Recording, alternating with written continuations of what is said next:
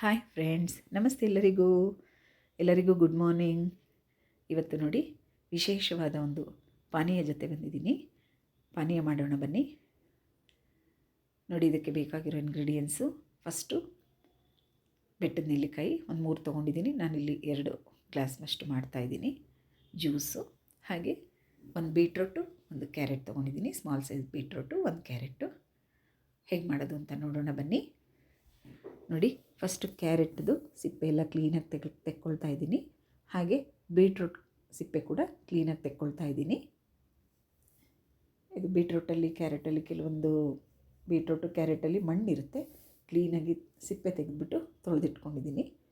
ಹಾಗೆ ನೆಲ್ಲಿಕಾಯಿಲು ಕೂಡ ಅಷ್ಟೇ, ಬೆಟ್ಟದ ನೆಲ್ಲಿಕಾಯಲ್ಲಿ ಅದನ್ನು ಕೂಡ ಕ್ಲೀನಾಗಿ ವಾಶ್ ಮಾಡಿಕೊಂಡು ಸಣ್ಣ ಸಣ್ಣದಾಗಿ ಹೆಚ್ಚಿಟ್ಕೊಳ್ತಾ ಇದ್ದೀನಿ.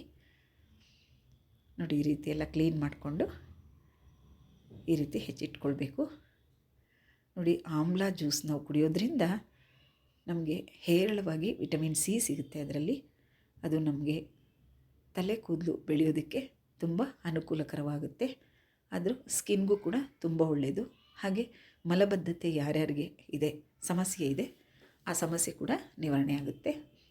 ಕ್ಯಾರೆಟು ಆ್ಯಡ್ ಮಾಡೋದ್ರಿಂದ ಕಣ್ಣಿನ ಸಮಸ್ಯೆ ನಿವಾರಣೆ ಆಗುತ್ತೆ. ನೋಡಿ, ಅದರಲ್ಲಿ ವಿಟಮಿನ್ ಎ ಇರುತ್ತೆ, ಹಾಗಾಗಿ ಕಣ್ಣಿನ ಸಮಸ್ಯೆ ನಿವಾರಣೆಯಾಗುತ್ತೆ. ಹಾಗೆ ಬೀಟ್ರೂಟು, ಯಾರ್ಯಾರಿಗೆ ಹಿಮೋಗ್ಲೋಬಿನ್ ಕಮ್ಮಿ ಇದೆ, ರಕ್ತಹೀನತೆ ಯಾರ್ಯಾರಿಗಿದೆ ಅವರೆಲ್ಲ ಈ ಬೀಟ್ರೂಟ್ ಜ್ಯೂಸ್ ಕುಡಿಯೋದ್ರಿಂದ ಬೇಗ ರಿಕವರಿ ಆಗುತ್ತೆ. ನೋಡಿ, ಇವಾಗ ಇದನ್ನೆಲ್ಲ ಜಾರಿಗೆ ಹಾಕ್ಕೊಳ್ತಾ ಇದ್ದೀನಿ. ಜಾರಿಗೆ ಹಾಕ್ಕೊಂಡು ನೀರು ಜಾಸ್ತಿ ಹಾಕೋದು ಬೇಡ, ಸ್ವಲ್ಪ ನೀರು ಹಾಕಿ ಫಸ್ಟು ಮಿಕ್ಸಿ ಮಾಡ್ಕೊಳ್ಳೋಣ. ಚೆನ್ನಾಗಿ ತಿರುಗಿಸ್ಕೊಳ್ತಾ ಇದ್ದೀನಿ. ನೋಡಿ, ಸ್ವಲ್ಪ ನೀರು ಹಾಕಿ ಇದನ್ನು ನುಣ್ಣಗೆ ರುಬ್ಕೊಳ್ತಾ ಇದ್ದೀನಿ. ಎಷ್ಟು ಸಾಧ್ಯನೋ ಅಷ್ಟು ನುಣ್ಣಗೆ ರುಬ್ಕೊಳ್ತಾ ಇದ್ದೀನಿ. ಈಗ ಅದನ್ನು ಒಂದು ಬೌಲ್ಗೆ ಸೋಸ್ಕೊಳ್ತಾ ಇದ್ದೀನಿ. ಎಷ್ಟು ನಮಗೆ ಅದು ಜ್ಯೂಸ್ ಸಿಗುತ್ತೋ ಅಷ್ಟು ಮಟ್ಟಿಗೆ ಸೋಸ್ಕೊಳ್ತಾ ಇದ್ದೀನಿ. ಇದು ಸೋಸಣಿಗೆ ಚಿಕ್ಕದಾಗಿರೋದ್ರಿಂದ ನಾನು ನೆಕ್ಸ್ಟ್ ಬೇರೆ ತೊಗೊಳ್ತೀನಿ, ದೊಡ್ಡದು. ಇದರಲ್ಲಿ ಆಗ್ತಾಯಿಲ್ಲ, ಮೋಸ್ಟ್ಲಿ ಇದರಲ್ಲಿ ಆಗುತ್ತೆ ಅಂದ್ಕೊಂಡೆ, ಆಗ್ತಾಯಿಲ್ಲ. ಹಾಗಾಗಿ ನಾನು ದೊಡ್ಡ ಸೋಸಣಿಗೆ ತೊಗೊಂಡು ಅದರಲ್ಲಿ ಈಗ ಸೋಸ್ಕೊಳ್ತಾ ಇದ್ದೀನಿ. ನೋಡಿ, ಸೋಸಿರೋದು ಏನೇನಿದೆ ಅದನ್ನು ಎಸೆಯೋದು ಬೇಡ. ಇನ್ನೊಂದು ಸತಿ ನಾವು ಜಾರಿಗೆ ಹಾಕಿ ಇನ್ನೊಂದು ಸ್ವಲ್ಪ ನೀರು ಹಾಕಿ ಮತ್ತೆ ರುಬ್ಕೊಳ್ಳೋಣ. ನೋಡಿ, ಇನ್ನೊಂದು ಸ್ವಲ್ಪ ನೀರು ಹಾಕಿ ನಾನೇನು ಸೋಸಿದ್ದೀನಿ ಅದ್ರ ಜೊತೆ ಸ್ವಲ್ಪ ಪುದೀನನೂ ಹಾಕಿ ಚೆನ್ನಾಗಿ ನುಣ್ಣಗೆ ರುಬ್ಕೊಳ್ಳೋಣ. ಎಷ್ಟು ಸಾಧ್ಯನೋ ಅಷ್ಟು ನುಣ್ಣಗೆ ರುಬ್ಕೊಳ್ಳೋಣ.